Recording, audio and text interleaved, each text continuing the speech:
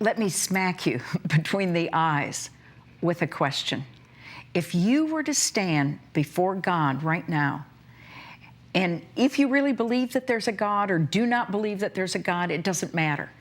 But if there were a God and you were to stand before Him right now, and you would give an answer to Him, an account to Him of the way that you have lived as a man, as a husband, as a father, how do you think that you would come out? What do you think that you would rate with God? Would you pass the test or would you fail the test? You know, God says, sons I have raised up, but they have revolted against me. He says, alas, you sinful nation of evildoers. That's not what you want from God, is it?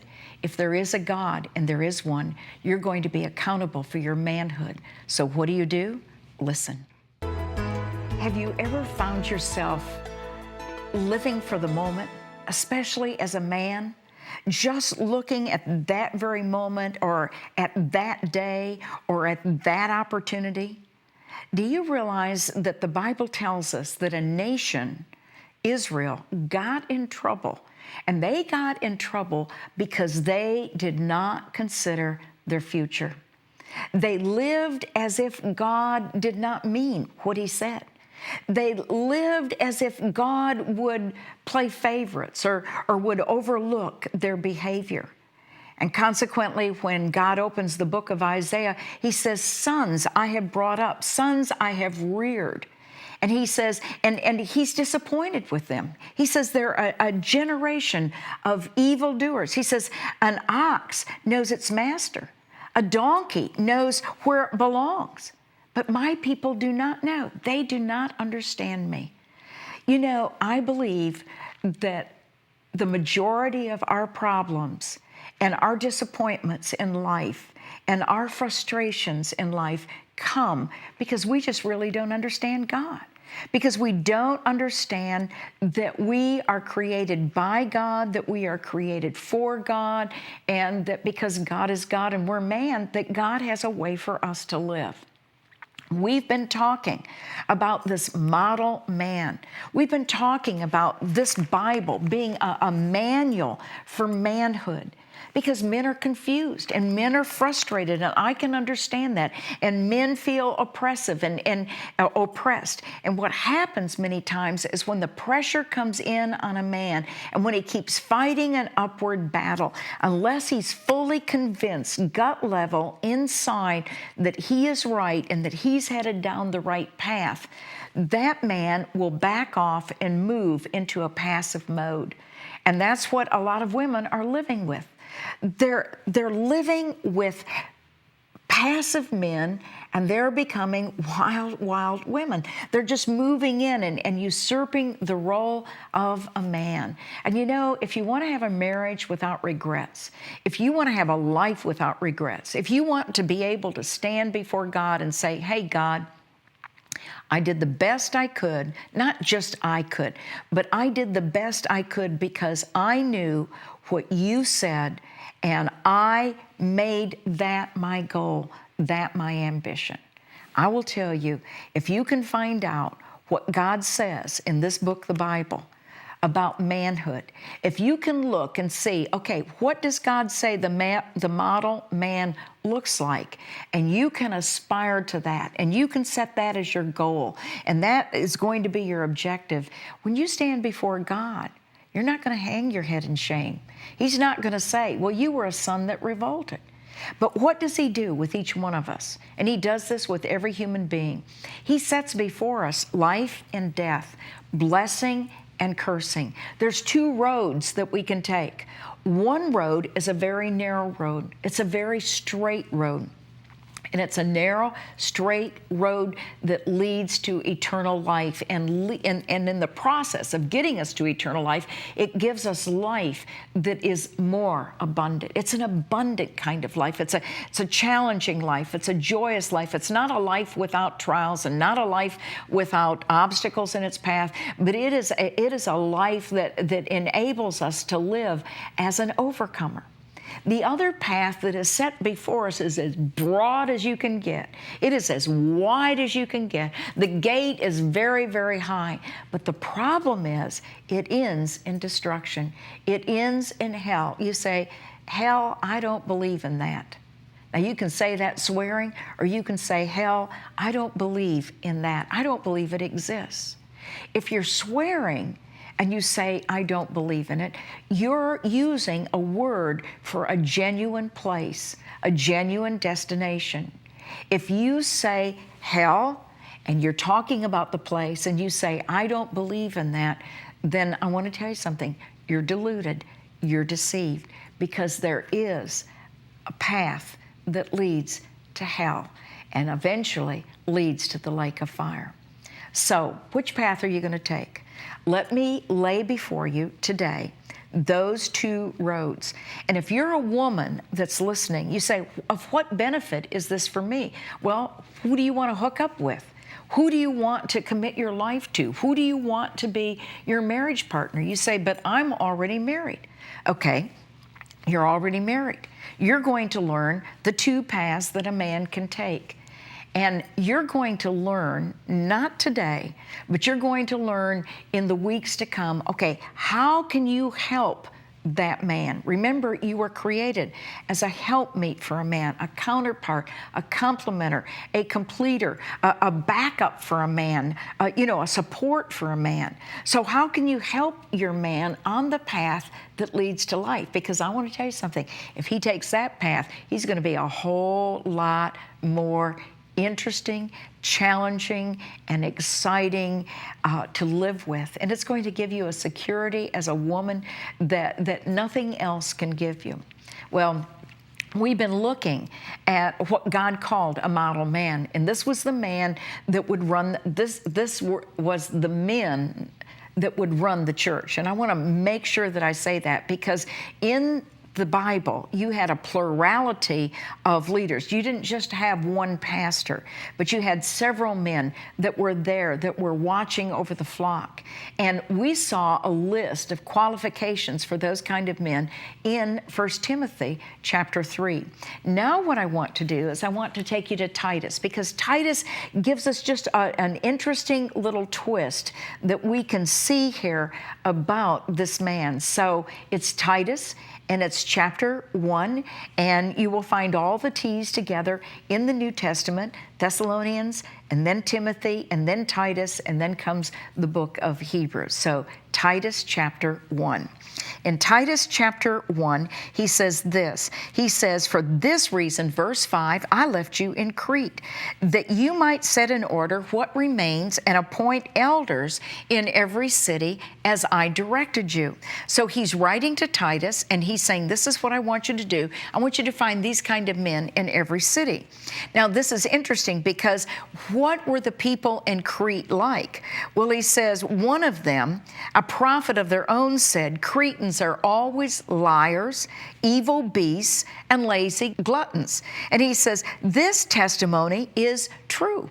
In other words, this was the character, the general character, the lifestyle of the men that lived on this island that was right in that Mediterranean Sea. And he says, this is what they're like. Let me repeat it. They're always liars. You can't rely on them. Their word is not true. They are evil beasts. I mean, talk about man. No, they're not like man. They're more like animals. And not only that, but they are lazy gluttons. They don't want to work, but they want to eat, and they just indulge themselves in anything that they can get a hold of. Their lifestyle is gluttonous. More alcohol, more food, more wine, more women, more pleasure. It's just a greed about them. All right, so now, what does he say about these elders? In verse 6, he says, namely, if any man be above reproach. Now, we've seen what that means. That means that you can't point the finger at him, that you have no grounds for accusation against him. There's nothing that you can hold against that man. Having children who believe. In other words, these men, it's not saying necessarily that all your kids are genuine Christians at this point, but it means that there is a general acceptance of what you have taught them. Now listen, if you're going to have children that believe, one of the biggest things that's going to cause them to believe is that they look at your life and they see, hey, your walk matches your talk. The way you walk matches what you say. They see you living according to the principles and precepts that you profess. So if you profess to be a Christian, you really live like one. Now listen, there are many, many women that are living with men that say, look, I believe, get off my case. The old man and I upstairs have an agreement. I don't need to go to church. I can worship God wherever I want to. I don't need to read the Bible. I'm okay.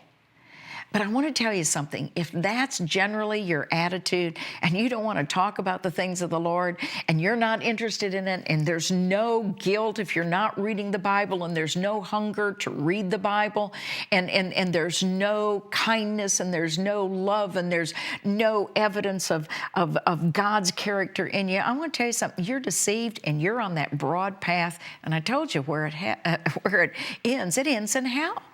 I mean, you don't want to go there. You say, nah, I don't believe in that. Besides, if I go to hell, all my buddies are going to be there. I want to tell you something. If you go to hell, all your buddies may be there. But you know what? It's solitary confinement. It's solitary confinement in hell because death, that kind of death, is separation, not only from God, but it's separation from others. And believe me, that is hell. And it is a real place. So don't give me that. When you say that, I know you don't know. And you say, but I don't believe it. But listen, whether you believe it or not, whether you believe my name is Kay Arthur, whether you believe that I'm from Precept Ministries International, whether you believe anything that I tell you, doesn't change the fact that my birth certificate and my marriage certificate all say what my name is, and my paycheck says that I'm with Precept Ministries International. So that doesn't change it, whether you believe it or not. And that's what we have to remember. So we come down. This is to be a man who is above reproach. This is to be a man, and I left this out, a man of one wife, and we talked about that, a one-woman man. In other words, his eyes are under control. His thoughts are under control. He's not on the make. I mean, he's perfectly content with the woman that he has, and he knows that's his woman for life, and as far as God's concerned, there's no messing around, no messing around. And if you mess around, God's going to get you. You can know that God is going to get you. God judges adulterers. He knows. You may set back the speedometer. You may add the odometer, excuse me. You may say you're one place and be another one. You may be saying that you're playing golf when you're really with her. God knows. His eyes see everything that goes on. All right, so this is a one-woman man having children who believe, not accused of dissipation or rebellion. Dissipation means, hey, you know, I just live any way that I want to live. I live under the influence of my latest desires or the cravings of my flesh or the desires of my eyes or the intents of my heart or my thoughts. No dissipation. It means, the opposite means, hey, you're under self-control. And not only that, you're not in rebellion. You're not walking in a rebellious way. You're right, and you know that you're right in the way that you're going, and there's no contradiction between what's inside and what you think and what you believe and the way that you are behaving. There's no rebellion there. He says, for the overseer, and this is the elder, must be above reproach as God's steward. In other words, listen, you have been given the gift of life, and you are a steward for the days that God has given you on the face of this earth. You are a steward over your family. You are a steward over your resources. You are a steward over the position that God has put you in. Every good and perfect gift comes down from the Father above, and whom there's no variableness nor shadow of turning. In other words, He's consistent. He's always the same. And it is required of stewards that they be found faithful. In other words, what I said at the beginning of the program is true, that you and I, precious one, are accountable to God, be we male or be we female, all right? You are not to be self-willed. It doesn't have to be, listen, this is what I want and this is what I'm going to get, and get out of my way and don't stop me because I'm going to get it. That's self-willed. You're not to be self-willed. You are to be saying, if God wills, then I will do this, or then I will do that, because you recognize that God is God and you are man, and you become putty in His hands. This is the model man. This is the example of what Jesus was like, and He's the real thing when it comes to manhood. Well, it says, and not quick-tempered. You just don't fly off the handle like that. You have your emotions under control. Not addicted to wine. In other words, you don't have to have a drink. You can do without it. Now, I'm not talking about one of you that say, oh, I don't need it. When you're really going to get it. And you're going to get it no matter what. I'm not talking about somebody that's deluded. I'm talking about somebody that says, you know, I can take it or leave it, whatever. I can take it or leave it. All right. Not pugnacious, not fighting, and not fond of sordid gain. Hospitable, loving, what is good, sensible, just. In other words, you're fair. You're just. You're not swayed. You can't be bought. You're not going to cheat. Devout and self-controlled. And then it says this, holding fast the faithful word. Now, what has God just told you? He said these are faithful words. These are words that you can trust. These are words that you can believe. These are words that are going to come to pass. And what are you going to do? You're going to take that word and you're going to hold it fast. And you're not going to turn to the right and you're not going to turn to the left.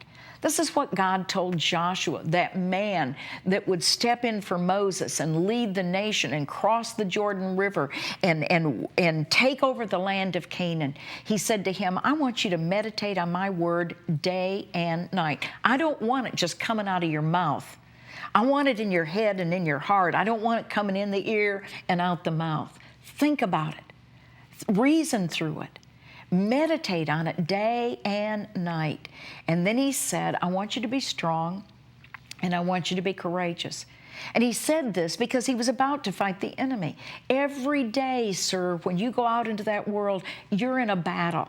You're in a battle with the enemy. You're in a battle with the people of this world that want you to conform to their way of thinking, to their philosophy, to their lifestyle. And God's saying, look, I want you to be strong and I want you to be courageous. I want you to observe according to all that I tell you to do. I don't want you to turn to the right and I don't want you to turn to the left. And I'm telling you, if you won't turn to the right and you won't turn to the left, but you will observe to do according to all that I tell you, then, sir, you will have success.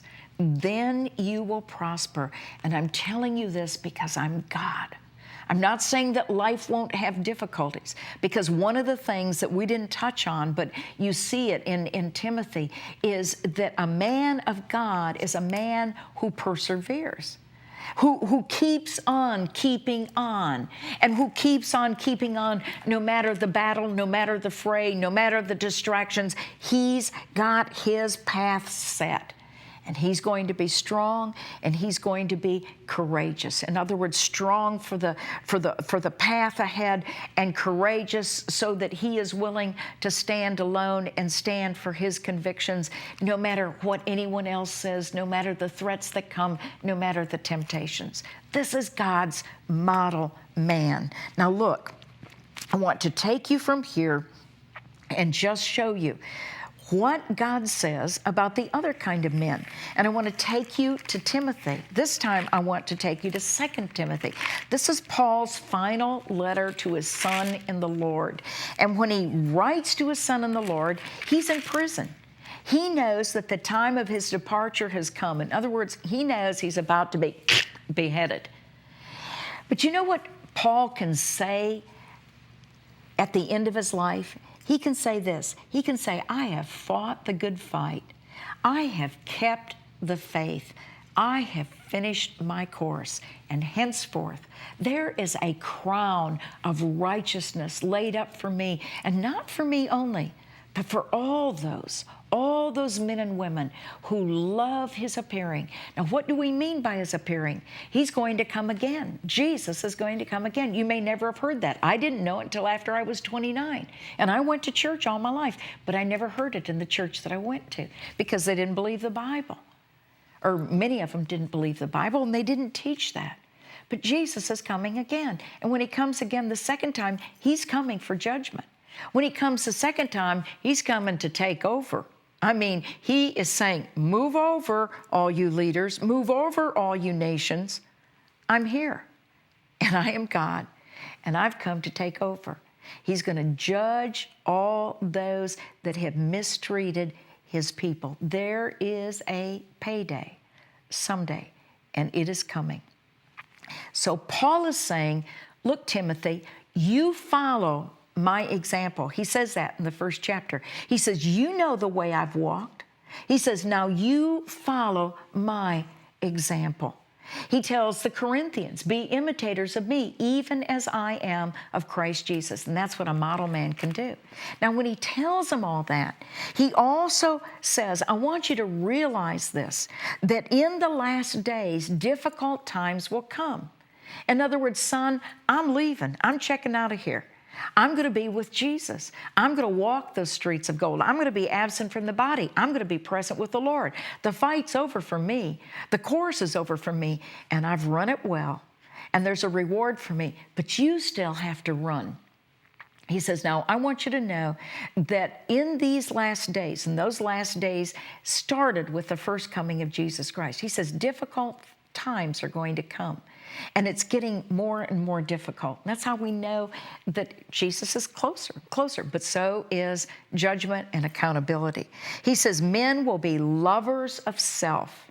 Now remember, the model man is not self-willed, but this guy is a lover of self. He is a lover of money. And remember, the model man does not have a love of money. He's not controlled by money. He cannot be bought.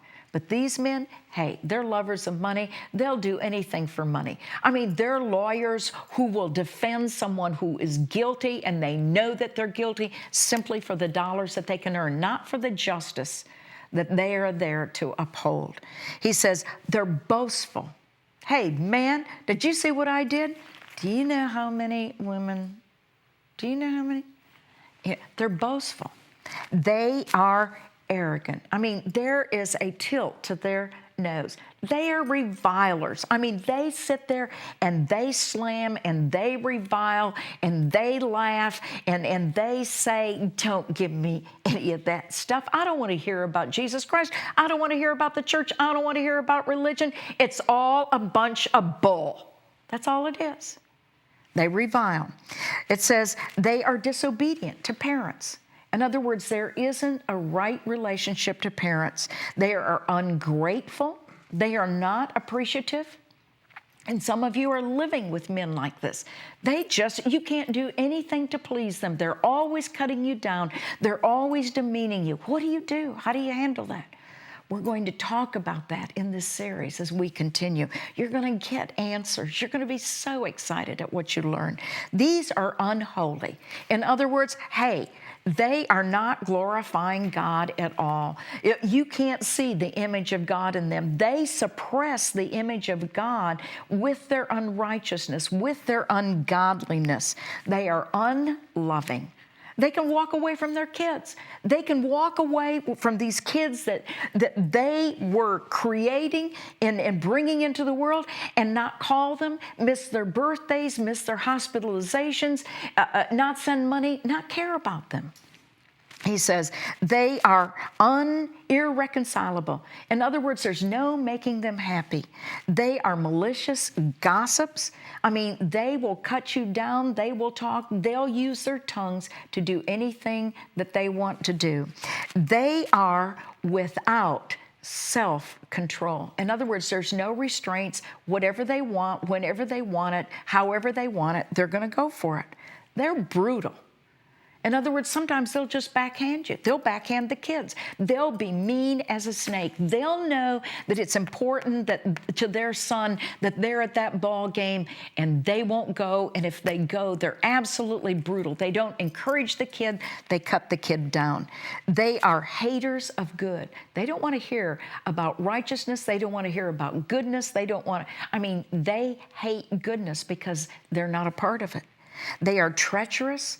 They are reckless. They are conceited. In other words, they're just mean men to be around. They are lovers of pleasure rather than lovers of God. And you know what makes them so terrible? Is that they have a form of godliness. In other words, they claim to know God. Sometimes they're serving in church, but they're not the model man that God intends for them to be. How do you measure up? Which path are you on? What kind of a man are you? You're at a crossroads, and today you need to make a decision, and you need to know that that decision can lead to life or death, to blessing or cursing. What do you want? Get on your knees and say to God, God, I want to be your man, and I promise you, if you'll do that, God will say, I'll make you my man.